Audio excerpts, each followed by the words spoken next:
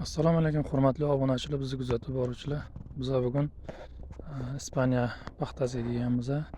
Esingizda bo'lsa, bularni o'yinga qo'yib borayotdik, nima qilganimiz, qanaqa ishlar berganlarimiz YouTube kanalimizda ham alohida video olingan. Bu yoqqa Benavatda 3 marta ishlov berganmiz. Oxirgi ishlov berganimizga 1,5 oy bo'ldi. Hozirgi holatlarni ko'rishlar mumkin. 70 tacha hosillar bor. Ba'zilar ko'tara olmagan. Qaranglar. 3 ta 5 tadan. Holatlari. Bularni ham 4 ta mana egilib ketgan. Og'irgina, anchagina.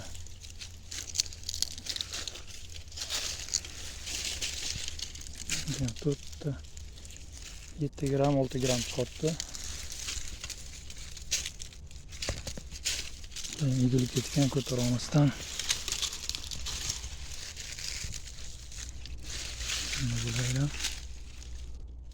Qaranglar, mana biologiya bilan ishlaganning foydasi. Xon qizilchinkasi. Mana yana qizilchinkalar.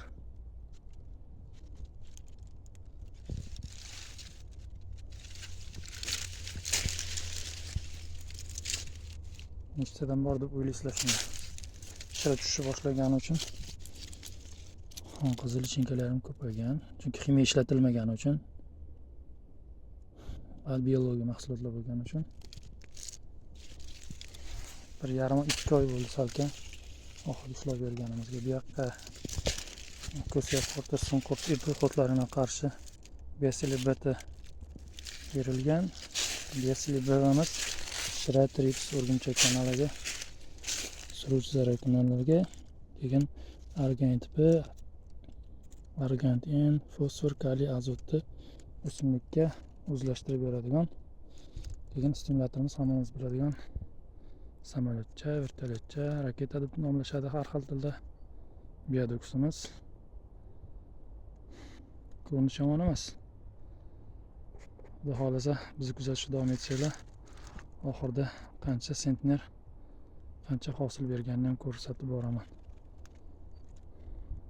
Texnikaga kirish imkoni bo'lmaganda dronda sepgandik, esingizda bo'lsa, videolarni ko'rsatib tashlagandim.